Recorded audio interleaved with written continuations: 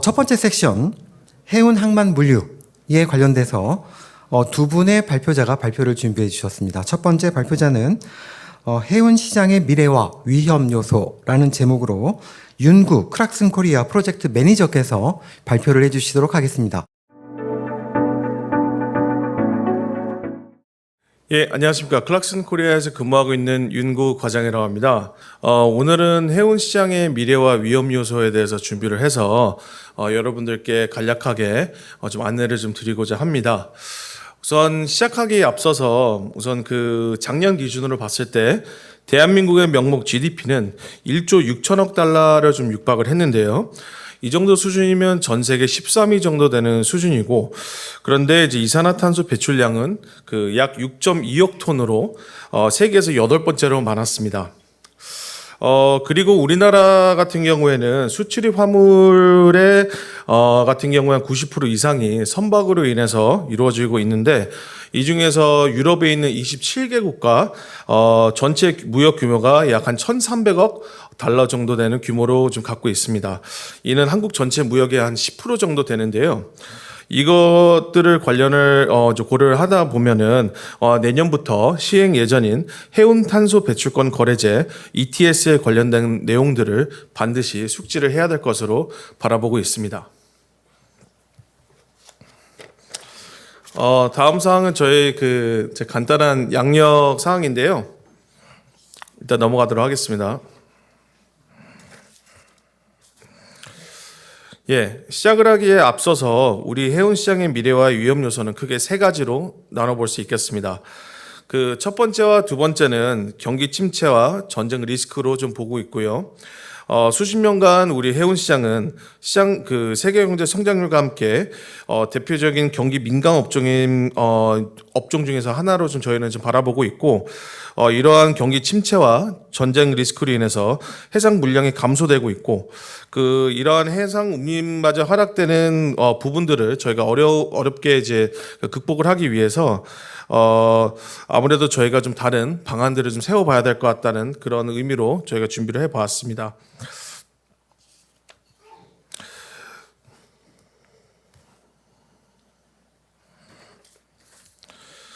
예, 저희가 그 발표를 하기에 앞서서 좀 중요하게 나올 법할 만한 약어들을 저희가 좀 간단하게 준비를 해봤는데, 이 중에서 가장 핵심적으로 저희가 바라봐야 될 것들은 ETS, 즉 탄소 배출권 거래제라는 내용입니다. ETS, 즉 탄소 배출권 거래제와 더불어서 저희는 EUA라고, 이 내용은 즉 이제 탄소 배출권이라는 내용인데요. ETS 내 거래가 가능한 단위를 얘기를 하고 있습니다. 즉 1EUA 같은 경우에는 약 한 1톤 CO2를 의미를 하고 있고요. 이는 이제 저희가 이산화탄소 1톤을 배출할 수 있는 권리라고 좀 저희가 바라볼 수 있겠습니다. 배출권 거래제 제도 도입 초반에는 산업계의 부담을 완화시키기 위해서 정부가 배출권을 무상으로 할당해 주었는데, 계획 기간이 경과할수록 무상 할당 비율을 줄이고 유상 할당 비율을 확대를 하고 있고요. 유럽 같은 경우에는 지금 거래되고 있는 배출권 가격은 톤당 한 100유로 정도 가까이 되고 있고, 내년도부터는 이러한 가격들이 급등할 예정으로 저희는 바라보고 있습니다. 좀 더 이어서 좀 설명을 좀 드릴 수 있도록 하겠습니다. 다음은 EEDI라는 내용인데, 이는 에너지 효율 설계 지수라는 그 내용이고요. EEDI 같은 경우에는 이제 신조선에만 적용되는 선박 온실가스 배출 규제인 반면에, 그 아래쪽에 보시게 되면 EEXI라는 단어가 있는데, 이는 이제 선박 에너지 효율 지수는 13년도 1월부터 건조 계약한 400톤 이상의 되는 그 선박들 중에서 모든 선박들에 이제 그 적용이 되는 규제이고요. 이 내용은 1톤 화물을 1해리 운송을 하는데 배출되는 이산화탄소량을 계산해서 지수화한 것으로 바라보시면 될 것 같습니다. 추가로 한 가지만 더 말씀을 드리고자 하는데, CII 같은 경우에는 탄소 집약도 지수이고요. 5,000톤 이상의 선박에 적용되는 규제로 1톤 화물을 1해리에 운송하는데 배출되는 이산화탄소량을 계산해서 그 지수화되는 값으로 보이고요. 보통 저희는 A, B, C, D, E 5개 등급으로 좀 분류를 하고 있습니다. 예를 들어서 만약 3년 연속으로 D등급을 받거나 혹은 2등급으로 1회를 좀 받을 경우에는 그 해당되는 선박 운행이 운항이 그 운항 자체가 제한이 되고요. 제한된 선박 같은 경우에는 저희가 그 위에 보시면 중간에 CMP라고 그 선박 에너지 효율 관리 계획서를 제출하고 CII를 개선한 다음에 해소가 될 것입니다. 예, 발표 순서는 탈탄소화 추진 배경으로 시작을 해서 탄소 배출권 거래제 ETS의 개요, 그리고 해운에 미치는 탈탄소 정책을 분석하는 순서로 발표를 진행하도록 하겠습니다. 예, 그 좌측 상단부터 보시게 되면 전 세계 해운 산업은 연간 약 8.3억 톤에 달하고 있는 탄소를 배출을 하고 있고요. 이는 온실가스 배출의 약 2.2%를 차지하고 있습니다. 올해 9월 기준으로 봤을 때는 황산화물이 12%가 됐고 질소산화물이 13% 정도 됐었고요. 그리고 그 아래쪽에 보시게 되면 그 IMO는 7월 7일 제80차 그 MEPC라는 곳에서 23년도 온실가스 감축 전략 채택을 통해서 국제해운 2050 넷제로를 선언을 하기도 했습니다. 예, 다음은 그 우측 상단을 보시게 되면 온실가스 배출 억제를 위해서 23년도부터 IMO는 EEXI하고 CII 규제를 시행을 하였고요. 저희 당 그룹사 리서치에 의하면 현재 운항 중인 3분의 1 선박이 내년부터 D등급에서 2등급을 받을 것으로 예측을 하고 있고, 이 중에서 저희는 29%는 탱커선으로 바라보고 있고요. 32%는 벌커선, 그 다음 29%는 컨테이너선을 바라보고 있고, 문제가 많이 심각하기 때문에 실제로 이번 달 중순쯤에 트레이드윈즈라는 기사에도 한번 실린 적이 있었습니다. 마지막으로 유럽연합의 ETS는 해운 분야에 확대 적용이 되고 내년도부터는 국적에 상관없이 일괄적으로 5,000톤 이상의 EU 항만에 기항하는 선박 및 EU 권역을 항해하는 선박에 대해 ETS가 적용될 계획입니다. 예, 간단하게 저희가 지금 그 스케줄링을 한번 좀 보고 좀 지나가도록 하겠습니다. IMO는 22년 7월 80차 MEPC에서 2023 온실가스 감축 전략을 채택을 했고 50년까지 온실가스를 08년도보다 50% 감축하기로 했던 기존 목표를 상향을 했고요. 30년까지는 40%, 40년까지는 최소 70%를 감축을 하고 50년경에는 순 배출량 넷 제로를 달성하는 것으로 목표를 하고 있습니다.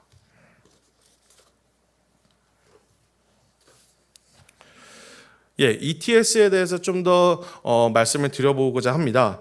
22년도 6월 EU 의회에서는 50년까지 유럽 대륙에서 탄소 배출 제로를 달성하겠다는 유럽 그린딜 의 일환으로 30년에 90년도 대비 탄소 배출량을 55% 줄이겠다는 목표를 실현하기 위한 Fit for 55라는 입법안을 발표하였습니다. 내년부터는 ETS가 해운 분야의 최초로 확장될 예정이고요. 국적에 상관없이 총 화물 톤수 5,000톤 이상의 대규모 선박 기준 EU 역외에서 EU 역내로 도착하는 선박의 탄소 배출량 50%가 EU ETS의 적용 대상이 될 계획이라고 보시면 되겠습니다. 하지만 이 중에서도 EU 역내에서 항해하는 선박의 탄소 배출량은 총 100%이고요. EU ETS의 적용 대상이 됩니다. 상세한 건 26년도부터 적용된다고 보시면 될 것 같습니다. 마지막으로 이 부분에 있어서는 ETS 규칙의 벌칙 조항에 따르면 미 제출된 배출량에 대해서 1톤당 100유로의 벌금을 부과받고 2년 이상 동안 필요한 배출권을 구매하지 않은 선박에 대해서는 EU 항구의 입항이 거부될 수도 있다는 점 참고하시면 좋겠습니다. 예, 그 개념에 대해서 좀 더 살펴보도록 하겠습니다. 그 ETS란 정부가 배출권 거래제 대상 경제 주체들에게 그 배출 허용량을 설정을 해서 배출권을 할당 및 판매를 하고 기업들이 자체적으로 배출량 감축을 달성하거나 다른 기업으로부터 잉여 배출권을 구매함으로써 감축 의무를 이행할 수 있게 해서 개별 기업들이 가장 효율적인 방법으로 온실가스 감축을 달성할 수 있도록 설계된 제도입니다.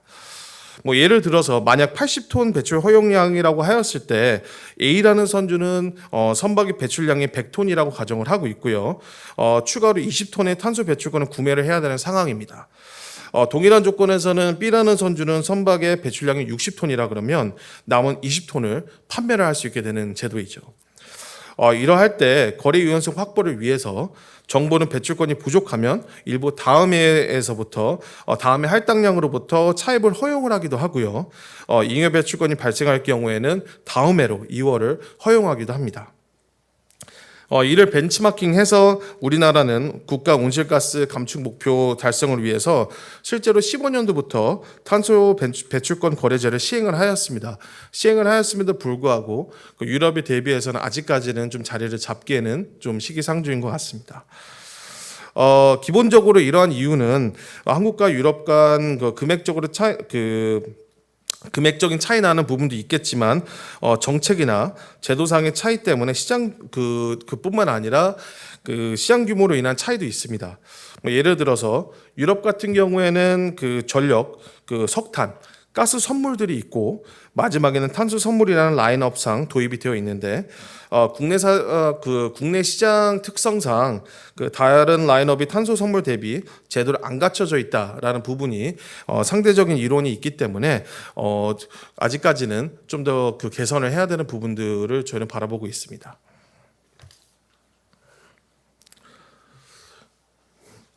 다음은 5,000톤 이상 화물 및 여객선은 내년도부터 EU ETS 해운 규정의 적용을 받게 되면 점진적인 비율로 탄소세를 납부를 해야 된다는 그래프로 저희가 표시를 한번 해보았습니다. 실제로 24년도, 25년도, 26년도 각각 확인된 배출량의 각각 40%, 70%, 100%의 비율로 탄소세를 납부를 해야 되는 상황입니다.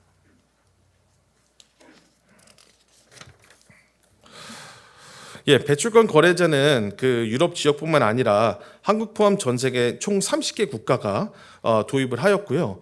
다른 국가들은 ETS 제도 자체를 도입 고려 중이거나 자국의 지역 여건에 따라서 독자적인 체계를 구축도 하고 있습니다. 예를 들어서 미국 같은 경우에는 북동부 지역 12개의 주가 그 RGGI (Regional Greenhouse Gas Initiative이라는 발전 부문만을 대상으로 하는 배출권 거래 시장도 도입을 하고 있습니다.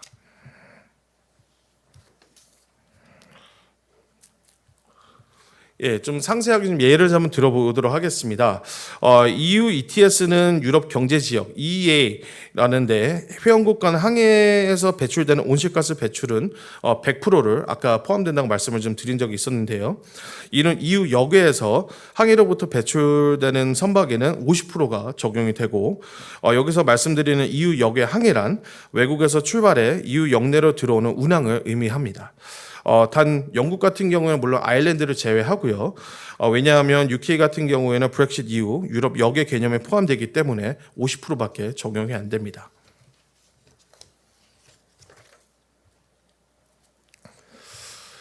이번 그래프는 13년도부터 20년도 기간 동안 운영된 EU ETS 여기는 이제 3기라고 저희는 이제 바라보고 있는데 탄소 배출 허용 총량은 20년까지 90년 대비 20% 감축의 목표를 설정한 바 있었고요. 향후 ETS 4기 작년부터 30년까지 저희는 바라보고 있는데 이 부분은 30년까지 2005년 대비해서 43% 정도의 감축의 목표를 설정을 하고 있습니다.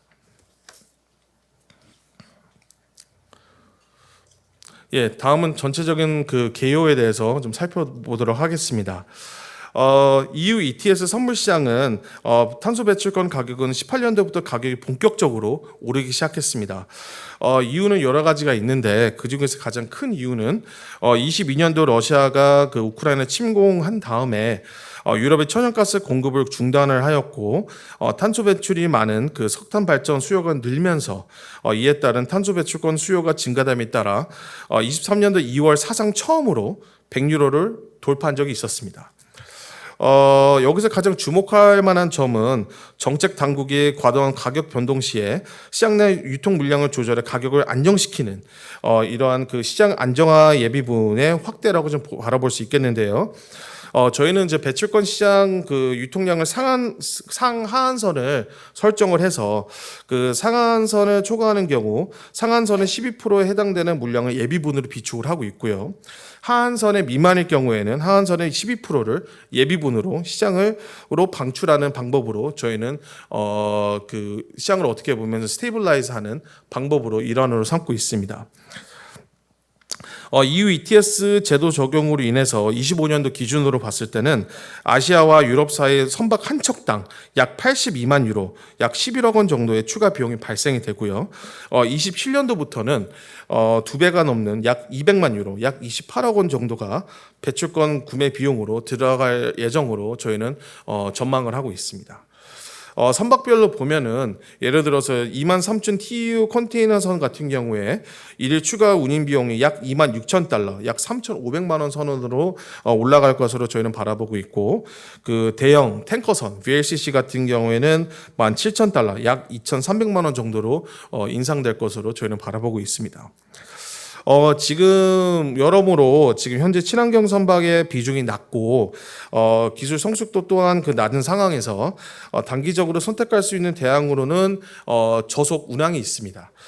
실제로 일반적으로 선속이 10% 정도 감소를 했을 경우에는 그 연료 및 온실가스 배출량은 27% 정도 감소한다는 것으로 조사가 되어 있고요. 물론 이 부분은 선박의 상세 스펙에 따라서 그 상이하다는 점을 참고하시면 좋겠습니다. 또 한 예로는 14,000 TEU급 컨테이너선이 15노트에서 12노트로 저속 운항을 할 경우에는 연료 소비 및 탄소 배출권 그 탄소 배출량이 50% 가까이 감소된 것으로 나타낸 적도 있었습니다. 예. 좀 저희가 그 대안에 대해서 좀 살펴보도록 하겠는데요. 전체 선박에서 대체 연료, 그리고 에너지 절감 기술, 그리고 배출 저감 장치 등 친환경 선박의 비중이 점차 커지는 추세입니다. 내년도부터는 30%가 친환경 에코 선박, 그리고 25%는 스크러버를 장착, 8%는 대체 연료, 26%는 뭐 공기 윤활 시스템 등 ESD를 탑재를 할 계획이고요. 올해 신조 선박 기준으로 봤을 때는 대체 연료로 건조 발주한 물량은 톤스 기준으로 봤을 때 저희는 전체 신규 발주 물량 중 48%로 17년도 대비 11%와 비교했을 때 상당하게 증가한 그 수치로 저희는 지금 바라보고 있습니다. 현재 지금 그 운항 중인 톤수 기준으로 봤을 때는 세계 선단의 5.5%가 대체 연료를 그 사용하고 있고요. 25년도까지는 약 6.5% 정도로 상향될 것으로 저희는 예측을 하고 있습니다. 예, 그 앞서 언급한 대로 그 상기 자료는 그 당 그룹사 3월 기준으로 되어 있긴 한데요. 실제로 올해 그 3분기 기준으로 바라봤을 때 22년도 기준 전 세계적으로 신조선의 48%가 친환경 연료 선박으로 발주되고 있고 글로벌 선사는 LNG나 메탄올 선박으로 선대 구조를 개편 중에 있습니다. 저희가 그 집계한 결과 총 522척 중에서 LNG는 326척 정도로 이제 그 저희가 집계를 했고 메탄올선 같은 경우는 43척, 대체 에너지 중 30% 정도의 탄소 감축 효과가 있는 LNG가 가장 선호되고 있는 것으로 확인됐고요. 향후 LNG 선박을 탄소 포집 기술과 함께 사용한다 그러면 배출 저감 목표의 중간 수준까지의 달성이 가능하고 15년 이내에는 암모니아와 LNG를 비롯해서 수소 연료 전지 선박이 상용화될 것으로 저희는 전망하고 있습니다. 다음은 저희가 그 대체 연료에 대해서 살펴보도록 하겠습니다. 그 대체 에너지 중 현재로서는 LNG가 가장 선호되고 있지만 LNG 같은 경우에는 여전히 화석 연료로 사용하기 때문에 탄소 배출 그 저감에는 궁극적인 한계가 있을 수밖에 없습니다. 그렇기 때문에 다음으로는 저희는 그 메탄올 같은 경우에 최근 대형 컨테이너선의 연료로 채택이 되고 있고요. 충분한 연료 공급이 문제되기는 하는데 여러 가지로 웰트-웨이크 방식이 적용이 되면 탄소 배출량이 기준 연료와 같거나 오히려 5% 증가하는 문제가 좀 발생될 것으로 저희는 좀 바라보고 있습니다. 저희 그 다음으로는 암모니아는 이산화탄소 그 배출이 좀 제로이긴 하지만 단독 연료가 아닌 화석 연료가 혼합해서 사용을 해야 되는 문제점이 있고요. 누출 시 독성의 위험이 있고 냄새 때문에 항만에서 사용이 어렵다는 문제가 있습니다. 그 무탄소 연료인 수소 같은 경우에는 선박 운항의 궁극적인 대안이 될 것으로 전망이 되고 있는데 수소 활용 추진 방식인 내연기관과 연료 전지 사용 중 내연기관은 연료 효율이 낮고 연료 전지는 선박용으로 대형화하는 데는 아직까지는 어려움이 좀 있습니다. 정리를 좀 드릴 수 있도록 하겠습니다. 기본적으로 온실가스 배출 억제를 위해서 올해부터는 IMO는 EXI와 CIA 규제를 시행을 하였고요. 내년부터는 EU ETS의 해운업계 확장 도입으로 CO2 배출량 규제가 더욱더 강화될 것으로 저희는 전망하고 있습니다. 따라서 지금과 같은 친환경 기조는 앞으로도 지속될 예정이고 해운 시장의 글로벌 규제에 따라 영향이 불가피할 것으로 선제적인 대응이 필요할 것으로 바라보고 있습니다. 대응 방안으로는 단기적으로 성숙 감속을 통한 탄소 배출 감축, 중장기적으로는 탄소 포집, 저장, 활용, 기술 개발과 수소 암모니아, 메탄올 등의 대체 연료가 있는 것으로 저희는 바라보고 있고요. 유럽연합의 규제가 의도한 대로 해운업계를 당장 내년부터 발빠르게 대체 연료로 전환시키기를 기대하기는 어렵겠지만 차세대 친환경 선박 시장 선점 경쟁이 치열해질 것으로 저희는 예상을 하고 있습니다. 마지막으로 온실가스 배출권 가격이 상승해 기업의 비용 부담이 증가한다는 점과 그 대체 에너지 전환의 비용을 감안했을 때 친환경 기술 개발도 중요하지만 경제성도 중요한 요인 중에 하나입니다. 즉 그 탄소 중립 정책에 따른 경제적 부담을 최소화하기 위해서 방책을 마련해야 될 것으로 저희는 바라보고 있습니다. 간단하게 지금 저희가 그 EU ETS와 내년부터는 이런 환경 규제들이 어떻게 우리 해운 시장과 물류 시장에 직접적인 및 간접적인 영향을 어떻게 끼칠 것인가에 대해서 바라보았는데 실제로 저희 그 선박 어떻게 보면 중개 입장에서 바라본다 그러면 이러한 뭐 향후 몇 년도 내에서는 그 친환경 선박으로 어떻게 보면 선대를 뒤바꾸는 그런 트렌드로 인해서 중고선의 거래라든지 혹은 신조라든지 레트로핏 시장이나 혹은 관련된 기자재 업체들 간의 관련 어떻게 보면 좀 상승세가 좀 있는 것으로 저희가 바라보고 있는데요. 근데 반대로 아까 말씀드린 것처럼 이러한 부분들이 저희가 또 운임에 대한 리스크도 동시에 존재를 하고 있기 때문에 저희가 이러한 방안들에 대해서 좀 더 살펴봐야 된다는 점을 좀 저희가 좀 고려하고 있습니다. 그러면 다음 그 발표자로 저는 여기서 그만 인사를 드리고 다음 발표로 이제 저는 진행할 수 있도록 하겠습니다. 감사합니다. 예, 역시 클락슨답게 해운 시장의 주요 이슈, 핵심 이슈를 굉장히 정리를 해주시고 대안도 제시를 해주셨던 것 같습니다. 굉장히 유익한 시간이었던 것 같습니다. 두 번째는 글로벌 리스크 확대와 물류에 관련돼서 한국해양수산개발원 김근섭 항만연구본부장께서 발표를 해주시도록 하겠습니다. 큰 박수로 맞이해 주시면 좋겠습니다.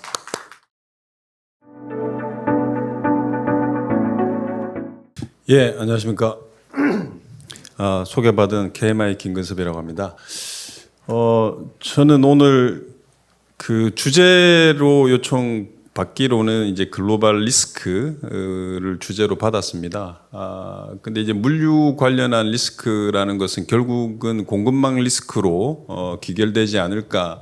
라는 생각을 가지고 안의 내용은 공급망 리스크 중심으로 좀 말씀을 드리고 물류 분야에서 대체적으로 굉장히 이제 좀 글로벌한 관점에서 일반적으로 어떻게 준비를 하고 있는지 또는 대응을 하고 있는지를 좀 소개해 드리고 마지막으로 그럼 우리는 어떤 형태로 준비를 하는 게 좋은지를 말씀을 드리겠습니다. 말씀드릴 내용들은 사실 어떻게 보면 굉장히 좀 큰 내용들이고 하나하나가 굉장히 오랜 기간이 걸리는 내용들입니다.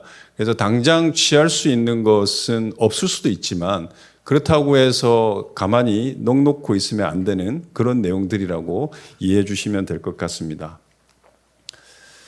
내용은 공급망 현황, 그 다음에 공급망의 리스크, 그리고 이제 물류 산업의 대응, 우리의 대응 방안 이렇게 좀 진행을 하도록 하겠습니다.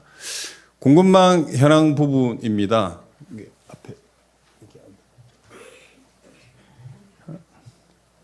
간단하게 말씀을 드리면요, 공급망의 상호 의존도가 굉장히 증가했다라고 하나를 요약할 수가 있을 것 같습니다. 왼쪽에 있는 그림은 공급망에 얼마나 많은 기업들이 참여를 하고 있는지에 대한 내용입니다.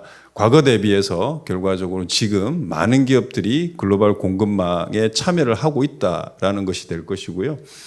오른쪽에 있는 그림은 공급망의 네트워크 구조가 어떻게 변해왔는지에 대한 내용입니다. 간단하게 보시면은 왼쪽에는 큰 동그라미가 조금 많습니다. 크기의 차이는 있으나, 근데 오른쪽에 보면 큰 동그라미의 수가 줄었다라고 보시면 될 것 같습니다. 줄었다는 이야기는 의존도가 어느 특정 국가의 의존도가 강화되었다는 이야기하고 같다고 보시면 될 것 같습니다. 그만큼 의존도가 강해지면 탄력성도 줄어들게 될 것이고 어떤 위기가 왔을 때 대응할 수 있는 그런 힘도 약화될 수밖에 없다라고 보시면 될 것 같습니다. 코로나 때 우리가 공급망이 붕괴되었다, 교란되었다 이런 얘기를 많이 들어보셨지 않습니까? 그 이유가 이제 그 유연성이 부족했다라는 것인데요. 사실 이 오른쪽에 있는 그림이 대표적인 상황이라고 보시면 될 것 같습니다. 예. 공급망 압력 지수입니다. 그림에서 보시는 것처럼 이 코로나 팬데믹 기간에 굉장히 압력 지수가 높아졌습니다. 이거는 당연한 현상이겠죠. 근데 이제 다만 좀 눈여겨 보실 것들이 팬데믹 이전에도 공급망 압력 지수는 등락이 굉장히 많았다라고 보시면 됩니다. 평온하게 진행되지 않았다라는 것이고요. 다만 이제 우리가 그걸 느꼈냐 못 느꼈냐의 차이인 것 같습니다. 팬데믹 기간에는 워낙 급상승을 했기 때문에 우리가 직접적으로 많은 느꼈던 것이고요. 과거에도 많은 변동이 있었지만 그 정도의 변동은 사실 우리가 직접 느끼기 어려운 변동이었지만 그럼에도 불구하고 있었다라는 것으로 이해하시면 될 것 같습니다. 그리고 이 공급망 압력에 있어서 중국의 영향은 여전히 크다. 과거에도 컸지만 지금도 크다라는 점이 굉장히 중요합니다. 나중에 또 중국에 대해서 이야기를 하겠지만 우리가 탈중국화 여러 가지 얘기가 있지만은 그럼에도 불구하고 중국의 영향력은 지금도 그리고 앞으로도 클 것이다라는 게 대체적인 시각입니다. 공급망 리스크 사례입니다. 많이 설명드릴 필요는 없겠지만 다 잘 아시는 내용이지만 팬데믹 때 잠재 수요가 폭발했고 그 폭발된 수요를 수용하지 못하는 것에서 많은 문제가 촉발이 되었습니다. 통상적으로 공급망이라는 것을 정확하게 계산하기는 어렵지만 탄력성이 어느 정도 있습니다. 수요의 변동에 대해서 수용할 수 있는 그런 탄력성, 수용력이라고 부르죠. 라는 게 있지만 한 40%까지는 수요가 변해도 수용 가능한 것으로 이렇게 알려져 있습니다만 팬데믹 기간에는 85%까지 증가했습니다. 사실 저 정도까지 큰 변동이 있는 일은 많지 않지만 그래도 앞으로 어떤 일이 생길 줄은 사실 알 수 없는 것입니다. 결국은 이 팬데믹 공급망의 붕괴가 우리가 소비하는 물가에까지 영향을 미쳤다라고 분석이 되고 있습니다. 분석의 방법에 따라서 그 영향의 수준은 다르겠지만 유럽이나 미주 쪽에서 은행들에서 분석하고 있는 걸 보면 소비자 물가 지수를 장기적으로 한 1, 2% 정도까지는 끌어올렸다라고 보고 있습니다. 그리고 이제 수에즈 운하 같은 경우 사실 전혀 예상하지 못했던 일입니다. 소위 이제 블랙스완이라고 불리는 정도의 그런 일들이었는데 저 표 하나의 루트겠죠. 이게 봉쇄됨으로써 전 세계 공급망에 어떤 영향을 미쳤는지를 대표적으로 보여줬던 것이고요. 수에즈 운하에서 조금 대표적으로 볼 만한 사항들은 공급망이 그렇게 인내심이 있지 않다라는 것을 좀 느꼈던 것 같습니다. 수에즈 운하가 막히게 되면 다른 항로를 선택을 해야 되는데요. 소위 이제 희망봉을 돌아가는 아프리카 남단을 돌아가는 항로가 되겠죠. 근데 그걸 결정하는 데까지 그렇게 오랜 시간이 걸리지 않았습니다. 선사들은 제가 알기로는 일주일 이내에 변경을 하고 돌아가는 것을 선택을 했습니다. 그래서 공급망은 인내심이 그렇게 많지는 않다라는 점도 중요한 시사점이 아니었나 생각됩니다. 공급망 리스크 부분입니다. 뭐 글로벌 리스크랑 거의 유사한 내용일 것 같습니다. 첫 번째는 경제 성장의 둔화입니다. 경제가 성장하지 않는다라는 개념보다는 성장 속도가 점점 줄어들거나 성장률이 낮아진다라고 볼 수 있을 것 같습니다. 오른쪽 그래프가 뭐 대표적인 것을 그 현상을 대표하지 않을까 싶습니다. 전망하는 시기가 가까워질수록 전망치는 낮아지고 있다라고 보시면 됩니다. 장기적으로 또는 중기적으로 계속해서 전망할 때마다 성장치는 낮아지고 있다라고 보시면 될 것 같고요. 두 번째는 이제 경제 구조의 변화인 것 같습니다. 많이 들어보셨겠지만은 과거에는 상품 소비 중심이었다면 이제 서비스 소비 중심으로 점점 변해가고 있다. 결과적으로는 해운이나 항만 물동량의 감소로 이어질 수밖에 없다라고 보시면 될 것 같습니다. 그리고 이제 지정학적 리스크죠. 앞에서도 말씀을 하셨지만 지정학적 리스크가 과거에 생각했던 것 대비해서 굉장히 많아졌습니다. 뭐 사실 10년 전 전쟁이라는 것을 그렇게 많이 생각해 보지 않았던 것 같습니다. 저 스스로도. 그런데 최근에는 이 생각지도 않은 곳에서 전쟁이라는 것이 실제로 발생을 하고 있고 또 정치적인 이슈로 또 공급망이 막히는 상황도 많이 있었습니다. 그런데 이제 지정학적 리스크는 사실 이 돌발 사태입니다. 전혀 예상할 수 없는 그런 것들이 대부분입니다. 그래서 이런 지정학적 리스크에 대응하기 위해서 몇 가지 준비를 하고 있습니다. 첫 번째는 이제 공급망 패턴에 대한 변화를 추진하고자 합니다. 소위 이제 공급망의 길이를 축소시키겠다는 것으로 요약할 수가 있습니다. 공급망 길이를 축소시키는 방법은 뭐 많이 얘기하고 있는 리쇼어링이나 니어쇼어링이 되겠죠. 두 번째는 이제 단일 국가 의존도를 탈피하겠다라는 것인데요. 요약하자면 탈중국화를 하자라는 얘기입니다. 근데 탈중국화를 하기 위한 방법 중에서 리쇼어링, 니어쇼어링도 있지만 그것보다는 지금 현재로는 전략적으로 채택하고 있는 방식은 오히려 프렌들리 쇼어링 같습니다. 전략적인 동맹 국가들 간의 공급망을 구축하는 특정 산업이나 특정 품목에 대해서 공급망을 구축하는 것이 더 좋은 전략 로 인식이 되고 있습니다. 그래서 어쨌든 기존의 공급망을 중국과 분리하게 하고자 하는 이런 전략들을 하고 있고요. 두 번째로는 공급망의 길이가 축소되다 보니 산업보호주의나 지역주의의 확산 가능성도 지금 많이 제기되고 있습니다. 지역주의의 확산은 결국은 글로벌화의 둔화로 이어질 수밖에 없습니다. 글로벌화의 둔화는 자연적으로 물량의 감소로 이어질 수밖에 없는 것이고요. 그리고 글로벌 공급망의 핵심 경쟁력 요인도 변화되고 있습니다. 과거에는 저임금 노동력을 활용하는 것이 핵심이었습니다. 그래서 항상 싼 지역으로만 찾아다녔지만 지금은 그거 외에도 이동 속도라든지 전체 물류 비용이라든지 생산의 품질, 환경 문제까지 고려할 수밖에 없는 상황으로 왔다라고 보시면 될 것 같습니다. 그리고 불확실성의 증가입니다. 공급망의 교란 빈도가 굉장히 증가하고 있습니다. 앞서 그래프로 보신 것처럼 우리가 느끼지는 못했지만 공급망의 교란 현상은 계속 있어 왔습니다. 예를 들면은 한 달에서 두 달 정도 공급망의 교란이 지속되는 것은 주기가 한 3.7년 정도로 분석이 되고 있습니다. 소위 한 4년 만에 한 번씩 교란이 있다라는 것이죠. 저희가 느끼든 느끼지 못하든 그만큼 빈도는 증가를 하고 있다는 것이고요. 그리고 영향 정도도 굉장히 심화되고 있다라고 보시면 될 것 같습니다. 또 하나의 불확실성은 탈중국화로 저는 이해를 하고 있습니다. 탈중국화라는 이야기가 많이 회자되고 있고 많은 분들이 얘기를 하고 있지만 과연 탈중국화가 될 것인가 그리고 얼마나 빨리 될 것인가는 또 다른 이야기인 것 같습니다. 사실 탈중국화가 되려면 중국의 대체국가가 있어야 됩니다. 근데 대체라는 것은 간단히 대체되는 것은 아닙니다. 인프라도 있어야 되고 기술도 있어야 되고 인력도 있어야 됩니다. 이것을 완벽하게 대체할 수 있는 국가가 과연 있을까라고 본다면 지금은 없지 않나. 서서히 진행은 되겠지만 지금은 없지 않나라는 생각이 들고 그리고 혹시라도 없을 수도 있겠다라는 생각도 한번 해봤습니다.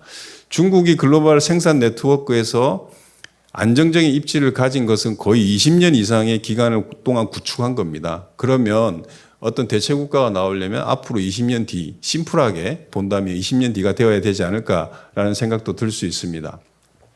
그리고 많은 논란이 있지만 중국은 여전히 전 세계의 생산 공장의 역할을 계속하고 있습니다. 그 비중도 우리가 생각한 만큼 줄어드는 것이 아니라 안정적으로 유지되거나 오히려 더 증가하고 있다. 이렇게 보시면 될 것 같습니다.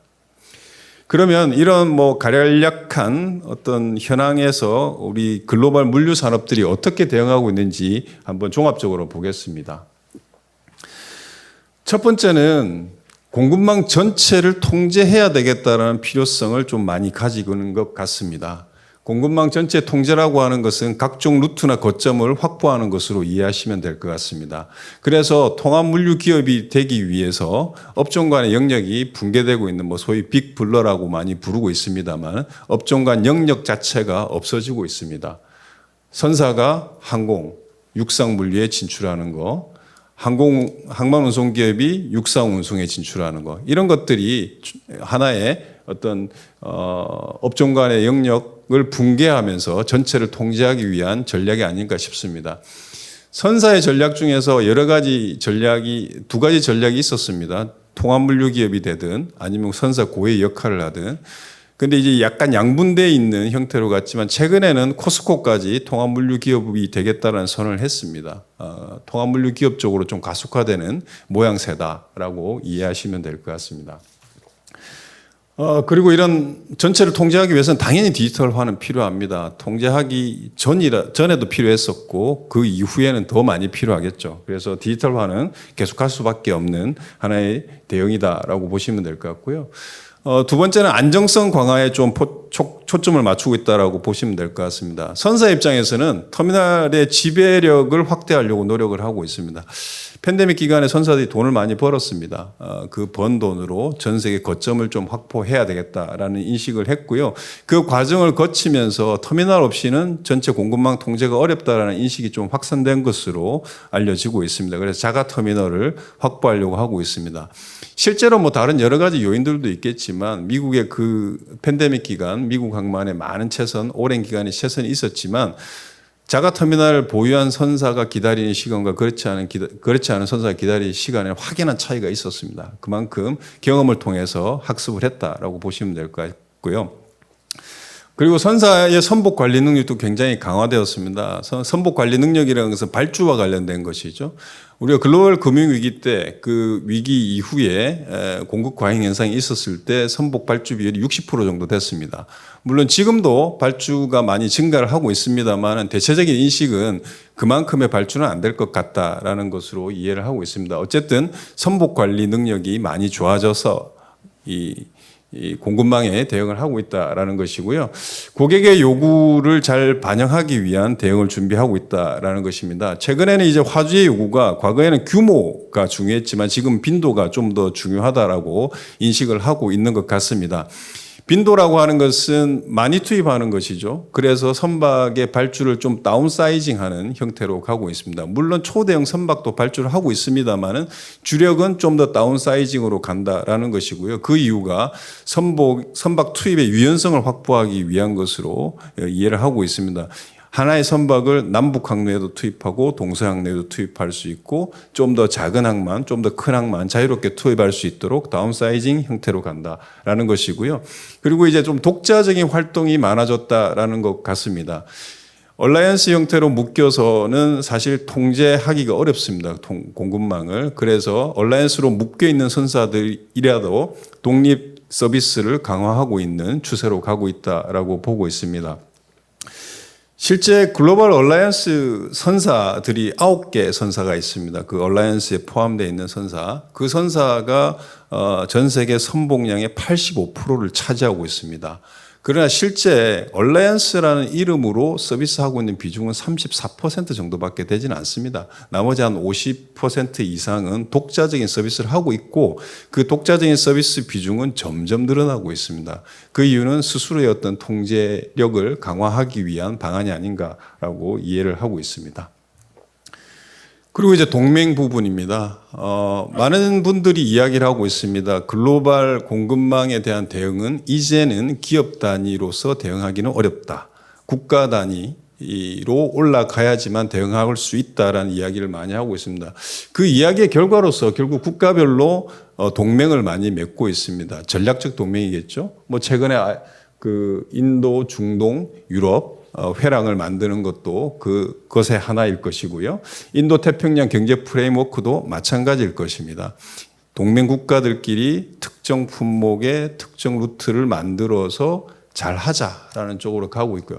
물론 쉬운 일은 아닙니다. 어마어마한 투자와 많은 시간이 필요한 것이지만 결과적으로는 저걸 통해서 안정성을 좀 가져가 보자라는 것으로 이해가 되고 있고요.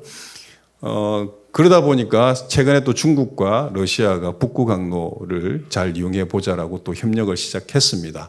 중국은 뭐 더 많은 선박을 북구 항로에 투입하고 러시아는 세빙선을 제공하는 형태로 가고 있고요.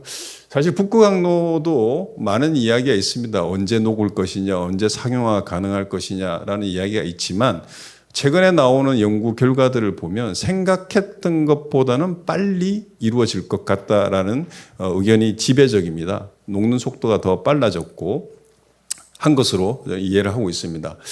그리고 아시아 쪽 시장으로 좀 더 집중을 하고 있다라는 것입니다. 뭐 물론 아시아 시장, 뭐 동남아시아, 서남아시아 과거부터 굉장히 중요했습니다. 그러나 이제 그 중요성이 더 커졌다라고 이해하시면 될 것 같습니다.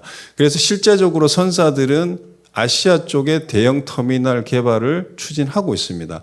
앞서 말씀드린 것처럼 중국을 대체하기 위해서는 인프라도 필요합니다. 항만 인프라가 소형이면 결국은 대형선이 들어갈 수 없게 되고 그렇다면 환적이라는 수요가 또 발생을 하게 됩니다. 선사 입장에서 환적이라는 것은 이꼴 비용입니다. 선호하지 않습니다. 그렇기 때문에 대형 인프라도 개발을 하고 있고요. 앞서 말씀드린 것처럼 저쪽 시장에 진출하기 위해서 선박 발주도 조금 다운사이징 하고 있습니다. 유연하게 투입을 하기 위해서 이게 전부 다 아시아 시장에 좀 집중하기 위한 노력의 일환이고 특히 이제 베트남이 가장 크게 부상을 하고 있다라고 보시면 될 것 같습니다. 마지막으로 이런 상황 전반에 걸쳐서 우리의 대응 방향이 결국은 뭐 부산항의 대응 방향으로 기결될 수 있을 거라고 생각이 듭니다. 첫 번째는 이제 해외 거점에 대한 투자를 좀 확대해야 되겠다라는 것이죠. 뭐 해외 거점의 투자 확대는 오늘의 일뿐만이 아닙니다. 과거부터 계속 제기되어 왔던 또는 주장되어 왔던 이슈지만 특히나 지금은 또는 앞으로는 더 노력이 필요하다라는 것이죠. 특히 이제 베트남 중심의 진출이 좀 필요할 것 같고요. 우리 기업 차원, 정부 차원, 공공기관 차원에서 해외 진출에 대한 노력은 각자 많이 해왔습니다. 그러나 이제 결과적으로 그 추진에 대한 결과를 이제 놓고 보면 그렇게 성공적이었다라고 보기는 조금 어려울 것 같습니다. 독자적인 활동이 그 큰 원인이 아니었나. 또 두 번째는 금융 지원이 좀 약하지 않았나라는 생각이 듭니다. 그래서 이제라도 좀 금융과 그다음에 선사와 물류 뭐 등등이 다 합쳐서 나가야지만 세계에서 그나마 좀 경쟁할 수 있는 힘이 생기지 않을까. 1대1로 사실 붙으면 뭐 안타깝지만 우리가 경쟁에서 이길 수 있는 가능성은 그렇게 높지 않다라고 보고 있습니다. 그렇기 때문에 어쨌든 합칠 수 있는 건 합쳐야 된다라는 것이 전략이 될 수 있지 않을까라는 생각이 듭니다. 두 번째는 이제 협력입니다. 앞서 계속 말씀드렸지만 혼자서 이제 이길 수 없다라는 생각입니다. 그래서 프렌들리 쇼어링 관점에서 어쨌든 국가 단위든 기업 단위든 협력으로 나가야 된다라는 것입니다. 가장 좋은 거는 국가 단위 협력에 편승하는 게 가장 좋지 않을까라는 생각이 듭니다. 물론 기업 입장에서 그 막연하게 오래 걸리는 일들에 편승하는 것이 쉽지는 않습니다. 그렇지만 이제는 좀 바꿔야 되지 않을까라는 생각이 듭니다. 그렇게 해서 거기에 추세에 맞추지 못하면 결국 나중에 받아들여야 된 것은 어마어마한 진입 비용입니다. 그 비용을 또 감당하지 못하면 진입하지 못하는 그런 결과로 되는 것이기 때문에 어쨌든 협력과 동맹을 좀 강화하는 쪽으로 가야 되지 않을까라는 생각이 듭니다. 그리고 신규 공급망 루트 개발에도 좀 더 노력을 해야 될 것 같습니다. 앞서 말씀드린 것처럼 대표적으로 북구 항로가 될 것 같은데요. 중국이 좀 더 노력을 한다라고 합니다. 그런데 어떻게 보면 저희들도 굉장히 선도적으로 했습니다. HMM, 예전에 현대상수 지금 HMM이죠. HMM이 상용화를 위해서 15문성을 추진을 했었습니다만은 뭐 조금 하다가 끊겼습니다. 그러나 이런 노력들을 좀 계속해 나가야 되지 않을까라는 생각이 듭니다. 그리고 두 번째는 해외 투자와 조금 연계가 되는 이야기인데요. 우리나라 물류의 경쟁력은 동쪽입니다. 서쪽은 굉장히 약합니다. 공급망의 안정화 관점에서 보면 대서양 항로의 중요성도 굉장히 높아지고 있습니다. 우리는 유럽 쪽으로 좀 더 나가야지만 전체적인 공급망의 균형을 잡을 수 있다라는 생각이 듭니다. 물론 그렇다고 해서 동양을 놓치자는 건 아닙니다. 그러나 동양 쪽의 경쟁력이 어떻게 될지는 사실 잘 모릅니다. 그래서 서양 쪽의 물류 경쟁력을 가질 수 있도록 투자라든지 동맹이라든지 이런 것을 조금 더 비중을 두고 다뤄야 되지 않을까라는 생각이 듭니다. 항만에 있어서 투자도 마찬가지입니다. 우리가 부산항 같은 게 예를 들면 부산항의 환적 화물이 굉장히 중요한데요. 그 화물의 대부분은 동쪽 항로에서 나오는 화물입니다. 서쪽 항로의 경쟁력은 생각보다 부족합니다. 이쪽을 많이 갖춰야지 우리가 만들어질 인프라를 충분히 채울 수 있다. 이렇게 보시면 될 것 같습니다. 그리고 이제 국내 물류 산업 자체도 안정성 강화가 필요합니다. 많이 이야기되고 있는 디지털화라든지 스마트화를 통해서 자체적인 경쟁력도 갖춰야 되지 않을까 싶습니다. 마지막으로 앞서 제가 그 현황을 설명할 때 공급망 전체의 통제라는 말을 말씀드렸었는데요. 우리가 항만과 물류 인프라 관점에서 봐도 좀 이 전체적인 통제를 하기 위해서는 각종 인프라가 한 곳에 모여 있어야지 좋지 않을까라는 생각이 듭니다.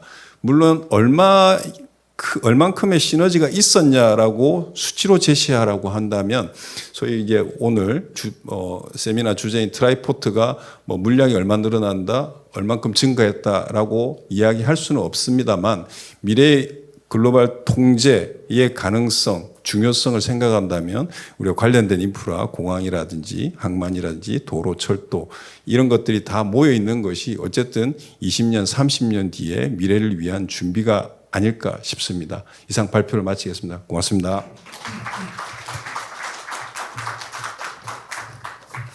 네, 수고 많으셨습니다. 그 글로벌 공급망의 변화 그리고 글로벌 공급망의 리스크, 우리의 대응 방안은 무엇인가에 대해서 발표를 해주셨습니다.